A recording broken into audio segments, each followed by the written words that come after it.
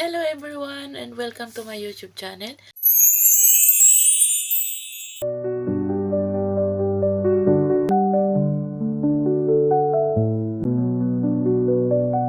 So ayan, for today's video guys, isi-share ko sa inyo kung paano tayo mag-dry ng malunggay leaves, lalong-lalo na pagka mga tag-ulan, no? Panahon ng tag-ulan. So ayan, kailangan lalong-lalo na sa mga gumagawa ng mga malunggay pandesal, ayan, or malunggay tea.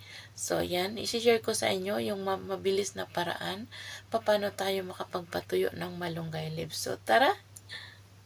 At ito ng ating malunggay, guys. So, pinutol-putol ko na yung sa maliliit na tangkay. At least pwede na yan siyang isama sa paggawa mo ng tea. Basta malinis na yan siya, guys. Nahugasan ko na yan siya. Tiniktik ko na yung tubig bago ko yan ilalagay mamaya sa oven.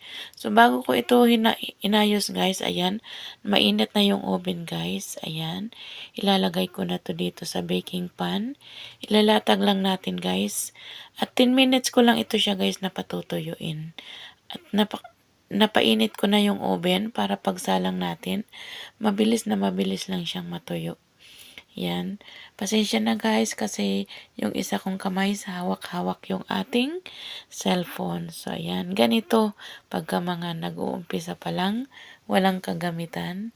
So ayan siya guys, naka-ready na. At yan na nga siya guys, nakasalang ko na siya. So sa mga hindi pa nakasubscribe, please support my small channel. At ito na siya guys, after 10 minutes, tingnan nyo naman, napakaganda ng pagkatuyo. Tingnan nyo guys. At palalamigin ko lang ito guys, ilalagay ko ito sa ziplock na cellophane o kaya sa garapon, ayan siya. At perfect na perfect itong pang tea sa umaga. Tingnan nyo naman guys. At pwede rin ninyo ito gawin guys sa inyong mga tahanan.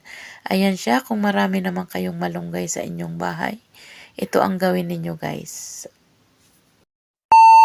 Sa mga hindi pa nakasupport sa akin, please support my small channel. At yan na nga guys, no, napanood nyo na ang aking mabilisang proseso. Paano tayo magpatuyo ng malunggay leaves. Ayan. Kasi yung iba guys, gustong uminom ng malunggay tea. Kaso lang ayaw nila nung yung fresh. Kasi 'di ba pag fresh talaga ang malunggay, 'di ba? Pag pinakuluan mo medyo matapang yung amoy. So kahit po para sa akin po, mas prefer kong uminom yung dried na kasi wala talaga siyang lasa. Parang uminom ka lang din ng tubig. So ayan.